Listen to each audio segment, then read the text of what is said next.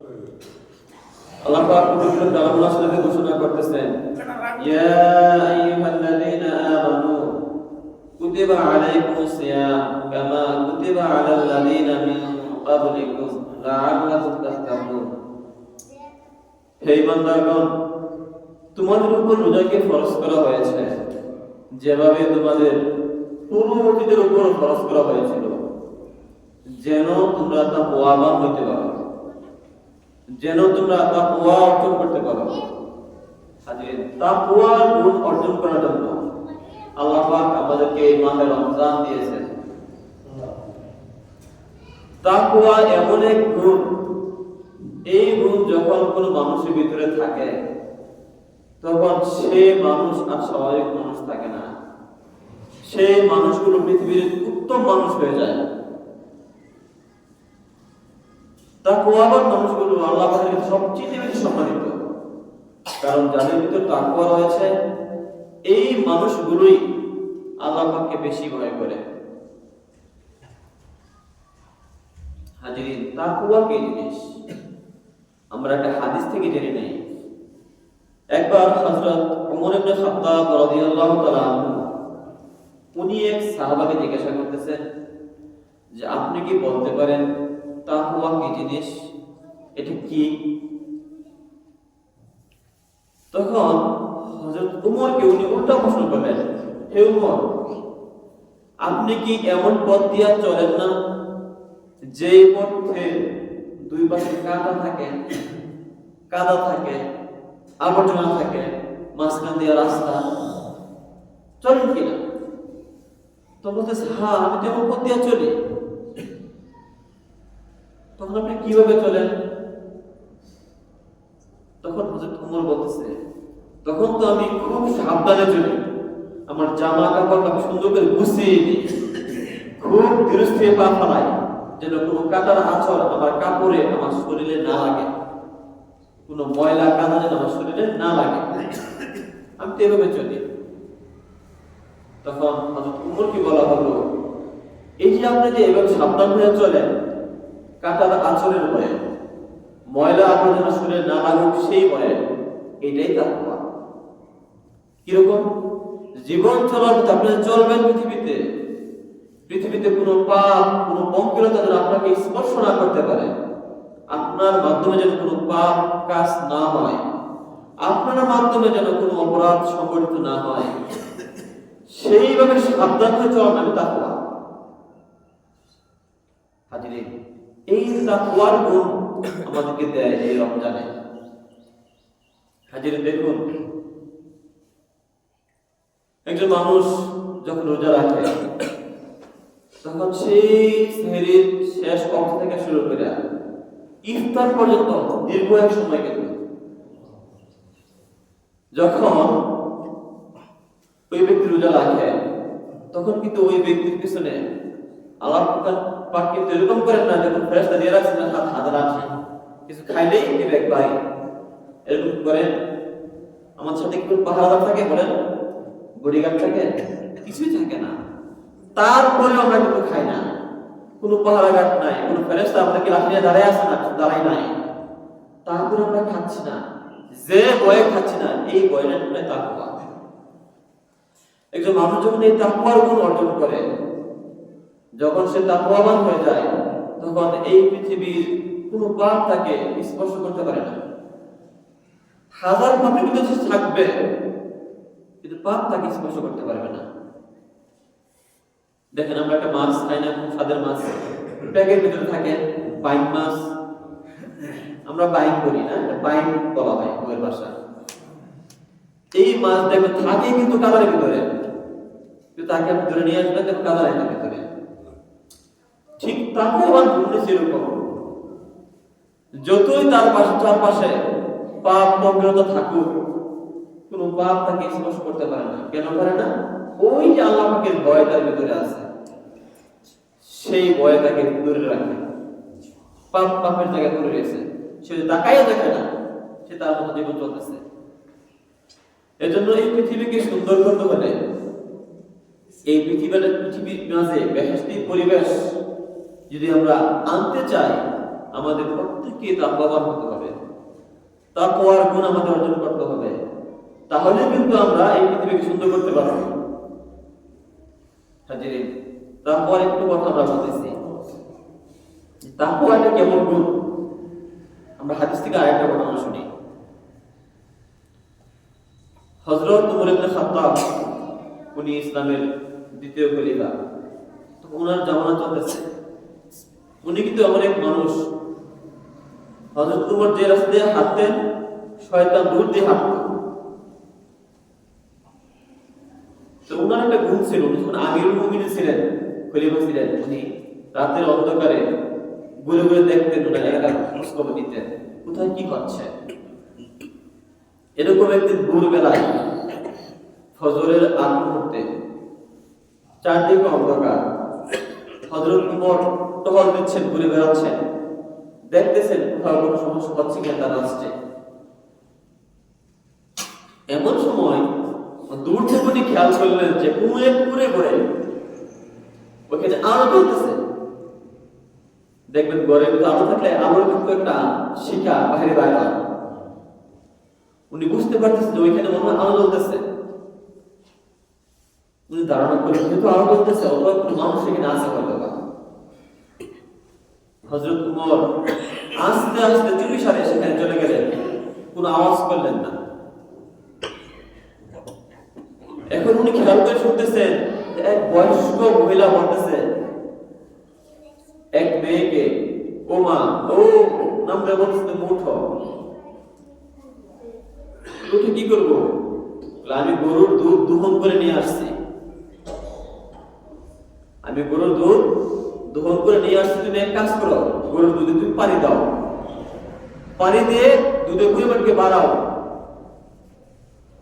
সকাল হলে কোনো বাজারে নিয়ে যাবো না। তখন ওই মেয়ে বলতেছে, অবিবাহিত মেয়ে, যে মা আপনি কি বলেন এটা? আপনি জানেন না?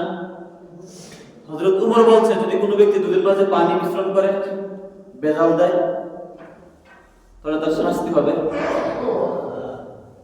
তখন ওই বয়স্ক মহিলা বলতেছে, এখন উমর আছে কাছে, বলো উমরটা কাছে নাই,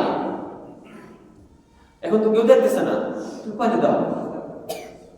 তখন এই মেয়ে বলতেছে, মা হয়তো উমর কাছে নাই, ঠিক আছে, উমর দেখতেছে না, কিন্তু উমরের যে রব প্রভু আল্লাহ উল্টা বাঁধাতে দেখতেছে। মা আমি পারবো না পানি দেওয়ার জন্য, আমি পানি দেব না। বলি সুবহানাল্লাহ। দেখেন গভীর অন্ধকার রাত, চারদিকে নীরব নিস্তব্ধ, কোনো কোলাহল নাই। সেই রাতের অন্ধকারে মা বলতেছে বাচ্চাকে, মেয়েকে পানি দেওয়ার জন্য দুধের মাঝে। মেয়ে প্রথম কি বললো? যে উমরের নিষেধ, দেওয়া যাবে না। মা বললো উমর যখন নাই। সে আবার কি বললো? উমর নাই, ঠিক আছে, কিন্তু উমরের যে রব প্রভু সে তো দেখতেছে। এই যে একটা ভয় চিন্তা আমাদের ভিতরে ঢুকছে, এটাই তাকওয়া। এটাই কি বলে? তাকওয়া। এই গুণ যার ভিতরে থাকবে, এই পৃথিবীর কোনো পাপ, কোনো পঙ্কিলতা তাকে স্পর্শ করতে পারবে না। সকল পরিবেশে সে দেখবে স্বাভাবিক থাকবে, কোনো পাপ তার মাধ্যমে হবে না। এই গুণটা অর্জন করার জন্যই এই রমজান দিয়েছেন আল্লাহ আমাদেরকে।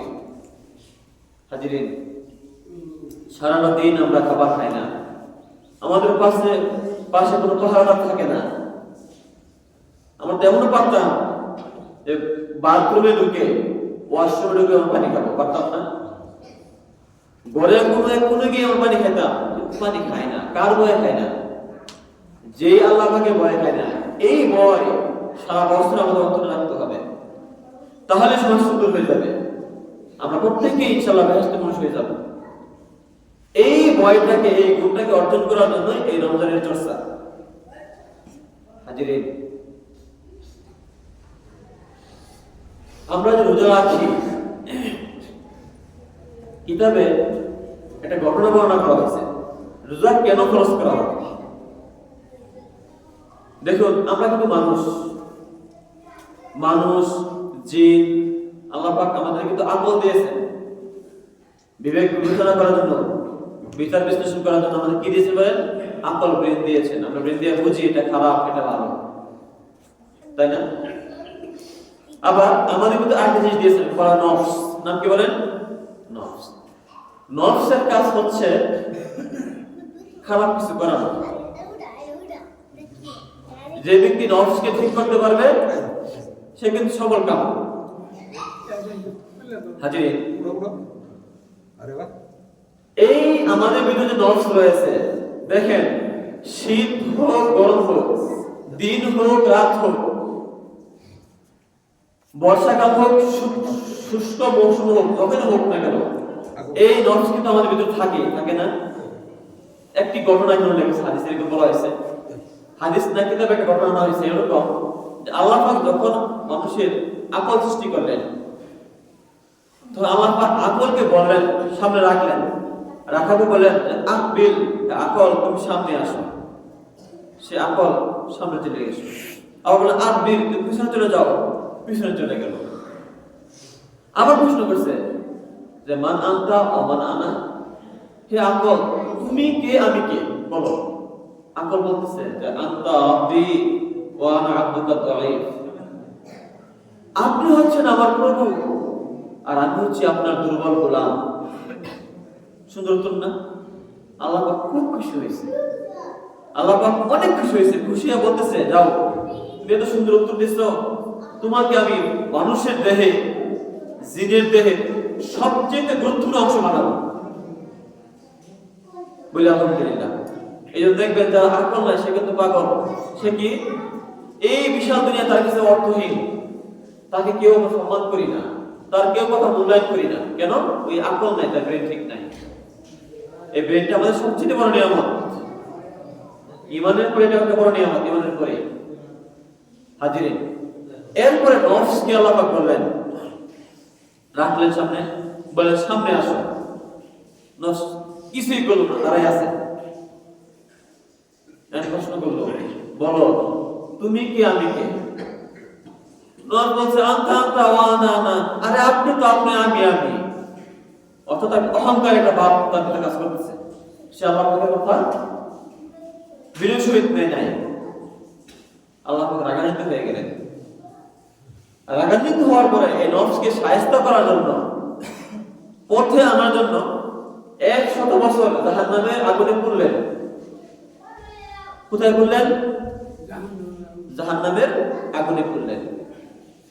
আগুনের পুরার কথাকে আবার আনা হলো, ঠিক আবার আগের মতো বলা হলো তুমি সামনে আসো, আসে নাই।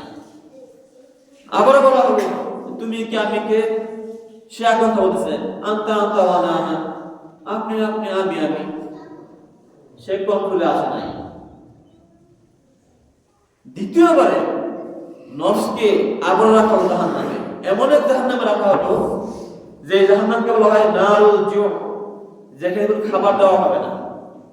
আপনারা হয়তো জানেন জাহান্নামে কিন্তু খাবার দেওয়া হয়, জানেন কি খাবার? রক্ত, পুষ, হাত, এরকম খারাপ কিছু পচা জিনিস, তিক্ত জিনিস দেওয়া হয়। কিন্তু ওই নফসকে তো দ্বিতীয়বারে এমন জাহান্নামে রাখা হলো যেখানে কোনো খাবার দেওয়া হলো না। 100 বছর আগুনে পুরা হলো এবং কোনো খাবার দেওয়া হলো না। এরপরে তাকে আবার আনা হলো, আনার পরে তাকে বলা হলো সামনে আসো। নফস সামনে আসলো, আবার বললো বলো তুমি কি আমি কি। সুন্দর করে বলতেছে যে আপনি হচ্ছেন আমার প্রভু, আমি হচ্ছি আপনার দুর্বল গোলাম বলে সুবহানাল্লাহ। অর্থাৎ দ্বিতীয়বার যখন রাখা হলো তখন তাকে এমন জাহান্নামে রাখা হইলো যে জাহান্নামটা হলো যেখানে খাবার দাবার দেওয়া হয় নাই। আল্লাহ পাক ফিক্সড করলেন যে মানুষের নফসকে কন্ট্রোল আনার জন্য খাবার থেকে দূরে রাখতে হবে। এই পৃথিবীতে মানুষ 4 ভাবে পৃথিবীকে উপভোগ করে: খাবার খাওয়ার মাধ্যমে, পান করার মাধ্যমে, যৌন তৃপ্তির মাধ্যমে, ঘুমের মাধ্যমে। এই রমজানে এই 4টি জিনিসই কমায় দেওয়া হয়। দেখেন সেই সকাল থেকে শুরু করে সন্ধ্যা পর্যন্ত আমরা কিন্তু খাবার খাই না, খাবার খাই না, পানও করি না, কোনো কিছু পান করি না। আমাদের ঘরে আমাদের হালাল বউ আছে, আমাদের কাছে যায় না, যায় বলেন? যায় না। এবং আমাদের ঘুমও কিন্তু কম হয়। কিরকম কম হয়? তারাই করি আমরা, তারাই করি না। আবার শেষে উঠি কি করার জন্য? সেরে করার জন্য, গোবর কিন্তু কম হয়। অর্থাৎ যে চারটার মধ্যে মানুষ তার জীবনকে উপভোগ করে, পৃথিবীকে ভোগ করে, এই চারটা মাধ্যমে কিন্তু এখানে সংকুচিত করে দেওয়া হয়, কমায় দেওয়া হয়। কেন? আমাদের নফসকে ঠিক করার জন্য। বুঝতে পারছেন? এই জন্য আল্লাহ রোজাকে ফরজ করছেন, আমাদের নফসকে কন্ট্রোল করার জন্য। শুধু রমজান না, যদি কেউ চান যে আমার অন্তর কথা শুনতেছে না, আপনি করেন একটা মন চার একটা রমজানের বাইরে রোজা রাখবেন, দেখুন নফস কন্ট্রোল এসে পড়বে। হাদিসে এমন বলা হয়েছে যে কোনো ব্যক্তি সে বিবাহের উপযুক্ত, কিন্তু বিবাহ করার সামর্থ্য, টাকা পয়সা, অন্য ব্যাপারে তার নাই, কিন্তু সে বিবাহ করা দরকার তার, তা না হলে সে পাপে জড়িয়ে যাবে। তখন বলা হয়েছে এই ব্যক্তি তখন কি করবে? রোজা রাখবে। কি করবে? রোজা রাখবে। তাহলে তার নফস নিয়ন্ত্রণ এসে পড়বে। এই হচ্ছে রোজা। রোজার এত গুরুত্ব, আমাদেরকে নিয়ন্ত্রণে রাখার জন্য। সারা বছর আমি কিভাবে চলবো, বিভিন্ন পরিবেশে আমি মিশবো, বিভিন্ন জায়গায় আমি যাবো, আমি তখন কিভাবে নিজেকে কন্ট্রোল রাখবো, আমি কিভাবে ঘুষ খাবো না, কিভাবে সুদ খাবো না, মন চাইবে খাওয়ার জন্য। সামনে টাকার বাক্স আছে, আমি কি নিয়ে যাবো, মন চাইতেছে, আমি নিব না। বিভিন্ন পরিবেশে নফসকে কন্ট্রোল করার যে সিস্টেম, এটা আমাদের রোজা শিক্ষা দেয়। এখানে আমরা শিক্ষা পাই। এই হচ্ছে রমজান। হাজিরিন, রমজানের রোজা শুধু এই না যে আমরা সেহরি খাইলাম, রোজা রাখলাম, এটুক করলে কিন্তু আমাদের রোজার হক আদায় হয় না। অনেকগুলো হক আছে হাজিরিন। আমাদের রোজাকে পূর্ণাঙ্গ করার জন্য, পরিপূর্ণ করার জন্য অনেকগুলো কাজ আমাদের করতে হবে হাজিরিন। শুধু খাইলাম না, পান করলাম না, স্ত্রী সম্ভোগ করলাম না, এটাই রোজা না হাজিরিন। আমাদের চোখের রোজা আছে, কানের রোজা আছে, আমাদের অন্তরের রোজা রয়েছে, মুখের রোজা রয়েছে, আমাদের প্রত্যেকটা অঙ্গ প্রত্যঙ্গ রোজা আছে হাজিরিন। এগুলো অনুধাবন করতে হবে, জানতে হবে আমাদের। যখন এই সব ঠিক করতে পারবো, তখন আমাদের রোজা হবে পরিপূর্ণ রোজা, একদম পারফেক্ট রোজা হবে। এছাড়া কিন্তু হক আদায় হবে রোজা, কিন্তু পরিপূর্ণ রোজা হবে না হাজিরিন। আমরা আমাদের রোজাকে কিভাবে পরিপূর্ণ করবো, কিভাবে সকল হক আদায় করবো হাজিরিন? এই যে আমাদের চোখ দিচ্ছে, আল্লাহ আমাদেরকে চোখ দিচ্ছে, এই চোখের হক হলো এই চোখ দ্বারা আমরা খারাপ কিছু দেখবো না, আমরা খারাপ কিছু দেখবো না, খারাপ দৃশ্য, খারাপ ভিডিও, খারাপ কোনো পরিবেশ আমরা দেখবো না। চোখকে আমরা ভালো কাজে লাগাবো, কোরআন তেলাওয়াত করবো, চোখ দিয়ে দেখে দেখে আব্বা আমার সমালোচনা করবো, এই দিবে সমালোচনা করবো, ভালো কিছু করবো। এটা হচ্ছে চোখের হক। আমি রোজাও রাখলাম, চোখ দিয়ে আমি মোবাইলে দেখে দেখতে ভিডিও দেখতেছি, ফেসবুকে মোবাইলে খারাপ ভিডিও দেখতেছি, আমি ছেলে মেয়ে নাটক দেখতেছি আমি, তাহলে আমি চোখের হক আদায় করলাম না। রোজা রাখলাম, রোজা আদায় হয়ে যাবে, কিন্তু পরিপূর্ণ রোজা হবে না। এটা সবাই খেয়াল করবেন হাজিরিন। কানের হক কি? কানের হক হচ্ছে আমরা কান দ্বারা খারাপ কিছু শুনবো না। গান শুনি, অপরে গীবত চর্চা গান দিয়ে আমরা শুনি না, এই কি বলছে ভালো করে বলো, আবার শুনি না, এই কথা না নেই, এরকম বলি কিন্তু আমরা না। অপরে গীবত শুনবো না, খারাপ গান শুনবো না, খারাপ কিছু আমরা কান দ্বারা আমরা শুনবো না। এটা হচ্ছে কানের হক। যদি না করতে পারি, যদি আমরা এই থেকে দূরে থাকি, তাহলে আমাদের কানের হক আদায় হবে পরিপূর্ণভাবে। মুখের হক কি? যে মুখের হক হচ্ছে মুখ দ্বারা আমরা অপরে গীবত করবো না, কাউকে গালি দিব না, অপরের দোষ আমরা আলোচনা করবো না। এরকম অনেক কথা কিন্তু মুখ দিয়ে বলি, যেগুলো বলার নিয়ম নাই, রোজার সময় তো নাই, রোজার বাইরেও নিয়ম নাই, কিন্তু আমরা করি। শ্বাসটলে বসছি, শুরু করলাম, অপরের কথা বলা শুরু করলাম, শুনছস অমুকের মেয়ে কি করছে, এই বলা শুরু করে দিলাম আমরা। এগুলো করা যাবে না। যদি আমরা করি, তো রোজার হক আদায় হবে, কিন্তু এই রোজা পরিপূর্ণ রোজা হবে না, অন্ত শাসনের রোজা হবে। মাকাল ফলে দেখতে উপরে খুব সুন্দর, ভিতরে এটা কিছুই নাই, কোনো মৌলিক কোনো উপাদান নাই ভিতরে, যা উপকারে আসে। ঠিক রোজা রাখলাম আসলে এই পর্যন্তই, নামের রোজা হলো, কিন্তু আমাদের কামের রোজা হবে না। চোখ, কান, আমাদের এই মুখ, জিহ্বাকে দূরে রাখতে হবে খারাপ অবস্থা থেকে। অন্তর যে আছে আমাদের অন্তরে, অন্তরকে দূরে রাখতে হবে। অন্তর দ্বারা খারাপ চিন্তা করা যাবে না। ঘুমাইতেছি, শুয়ে বসে রয়েছি, চিন্তা করতেছি, খারাপ চিন্তা করতেছি, অন্তত চিন্তা করতেছি এটা করলে কেমন হয়, এটা কেমন হয়, মানে কেমনে খারাপ কিছু করা যাবে এটা ম্যাপ করতেছি, মনে করেন ম্যাপিং করতেছি, চিন্তা ভাবনা করতেছি। না, এটা করা যাবে না, এটা হচ্ছে অন্তরের রোজা। হাজিরিন, যদি আমরা এগুলো না করে থাকতে পারি তাহলে দেখবেন আমাদের রোজা কিন্তু সুন্দর রোজা হবে, পরিপূর্ণ রোজা হবে। রোজা পরিপূর্ণ হক আমাদের আদায় হবে। যেগুলো আমরা না করি, রোজা রাখলাম ওই পর্যন্তই, এটা আমাদের তেমন কোনো ফল দিবে না এই রোজা। আল্লাহ পাক বলছেন যে প্রত্যেকটি আমল আল্লাহ পাক সব ফিক্সড করে দিয়েছেন, নামাজের, হজের, উমরা, যাকাতের সব বলে দিয়েছেন। রোজার ব্যাপারে কি বলছেন? যে ওয়াসসামুলি, আল্লাহ পাক রোজা হচ্ছে আমি আল্লাহ পাকের জন্য, ওয়ানা আজজি বিহি, আমি এটা প্রতিদান দিব। আরেক কোরআনে বলা হয়েছে ওয়ানা উজজা বিহি, আমি নিজে এটা প্রতিদান। এই নিজে আল্লাহ পাক প্রতিদান হবেন অথবা আল্লাহ নিজে হাতে প্রতিদান দিবেন, এটা তখনই আমরা পাবো এই সবটা যখন কি করবো, আমরা রোজার পরিপূর্ণ হক আদায় করবো। শুধু খাইলাম না, পান করলাম না, এটা না, সকল হক যখন আদায় করবো আমরা, তখন সেই রোজার হক আল্লাহ দান করবেন। আল্লাহ নিজে হয়ে যাবে প্রতিদান। গীবত করলাম, অপরের দুর্বর্ণনা করলাম, কান দিয়ে আমি গান শুনলাম, চোখ দিয়ে আমি খারাপ ভিডিও দেখলাম, আমি অপরের ঘরে যাই চুপ করে দেখলাম কি করতেছে, কান দিয়ে শুনলাম কি কথা বলতেছে, তাহলে এই রোজা কোনো মূল্য হবে না। এই রোজা খালি নাম রোজা, এই রোজা আল্লাহ চায় না, এই রোজা কোনো মূল্য নাই, ওইটা জাস্ট খালি আদায় করলে বিপরীতই। আমরা কি বুঝতে পারছি রোজা সবটা কিরকম? আমাদের সকল অঙ্গপ্রত্যঙ্গকে সকল প্রকার খারাপ কাজ দূরে রাখতে হবে, এটা রোজার চাহিদা, এটা রোজার হক। যদি পারি এটা পরিপূর্ণ রোজা। হাজিরিন, আমরা প্রত্যেকে চেষ্টা করব রোজা রাখার জন্য, ইনশাআল্লাহ পারবো না ইনশাআল্লাহ। হাজিরিন, এই রোজা যে ব্যক্তি রাখেন সে অনেকগুলো গুণে গুণান্বিত হয়। আল্লাহ তাআলা বিশেষ শব্দে হাদিসে বলা হয়েছে এমন 5টা গুণ রোজাদার ব্যক্তিকে দেওয়া হয় যা আগে কোনো উম্মতকে দেওয়া হয় নাই। বলি সুবহানাল্লাহ। আমি হাদিসটা বলি, সবাই শুনেন। হাদিসে বলা হয়েছে যে এই যে ব্যক্তি রোজা রাখবেন এই ব্যক্তির মুখের যে গন্ধ আছে, দেখবেন না খাইলে কিন্তু একটা গন্ধ হয়।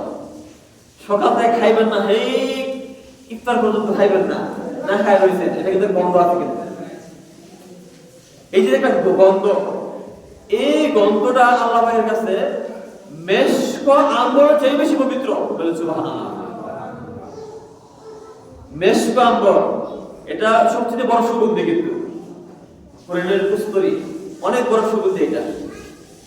এটার যে গন্ধ এর চেয়ে বেশি পবিত্র আল্লাহর কাছে রোজাদারের মুখের গন্ধ। সুবহানাল্লাহ, চিন্তা করছেন? তারপরে একজন ব্যক্তি যখন রোজা রাখেন তখন ওই রোজাদার ব্যক্তির জন্য সমুদ্রে যে মাছ আছে, মাছ তলদেশে, সেই মাছগুলো দোয়া করে থাকে, আল্লাহ এই ব্যক্তিকে মাফ করে দিন। সুবহানাল্লাহ। তো কয়টা বললাম? 2টা। যে মুখের গন্ধটা কি আল্লাহর কাছে পবিত্র।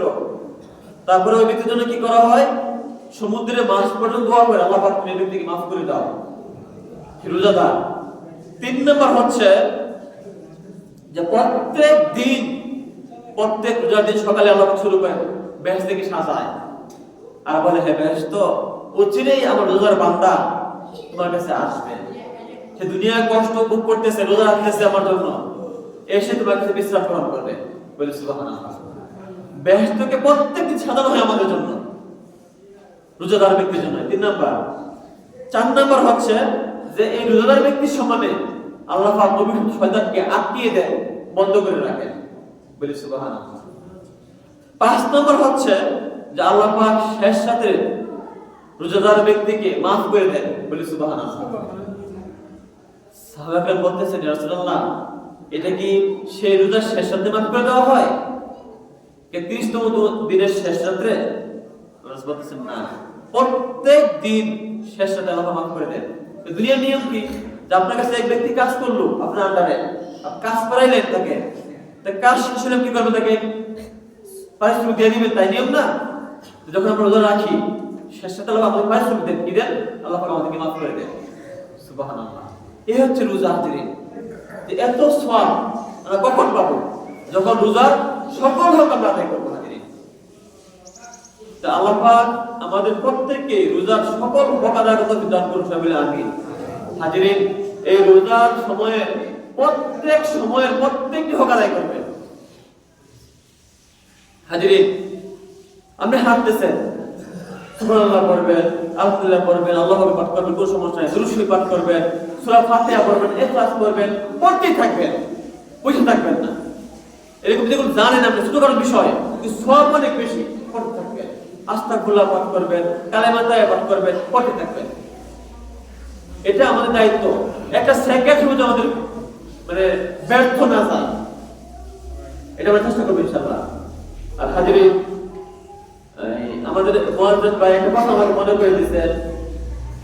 গত সপ্তাহে একটা কথা বলেছিলাম, কথা ছিল এরকম যে কথা যখন এক কান থেকে আরেক কানে যায়, কথা চেঞ্জ হয়ে যাবে সময়। আমি এরকম বলেছিলাম যে যারা সাধারণত 8 রাকাত নামাজ পড়েন, তারা যদি পিছনে দাঁড়ান তাহলে পরিবেশের শিখতে সুন্দর থাকে।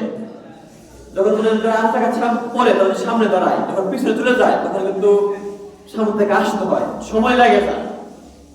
আমি কিন্তু এইটা বলছি, আমি কিন্তু এটা বলি না যে নামাজ পড়তে আসেন না। শুনতেছি এরকম বলতেছি, আপনি বলছি নামাজ পড়তে আসেন না। না না, আমি এটা বলবো কেন? নামাজ পড়তে আসবে না কথা বলতে পারি আমি? যে ব্যক্তি বলবে নামাজ পড়তে আসবে না, সে সবচেয়ে বড় জালেম। আমি জালেম হবে কেন বলেন? নামাজ পড়তে অবশ্যই আসবেন। আমি বলছি এই কথাটা, 8 রাকাত পড়বেন, চেষ্টা করার পিছনে দাঁড়াতে, তাহলে ভালো হয়। তাহলে ওই যে পরে 2-3 মিনিট সময় লাগে যায়, ইমাম সাহেব দাঁড়াতে হয়, একটা ব্যাক সৃষ্টি হয়ে যায়। আমি এইটা বলছি, জাস্ট আমাদের সিকোয়েন্স ঠিক রাখার জন্য। পিছনে দাঁড়ালে ভালো হয়, পিছনে চলে গেলেন সামনে হলো না, কষ্ট হলো না, আমি এইটা বলছি। আল্লাহ পাক আমাদের প্রত্যেককে মানে আমারও দায়িত্ব কথা দান করুন, সবাই বলে আমিন।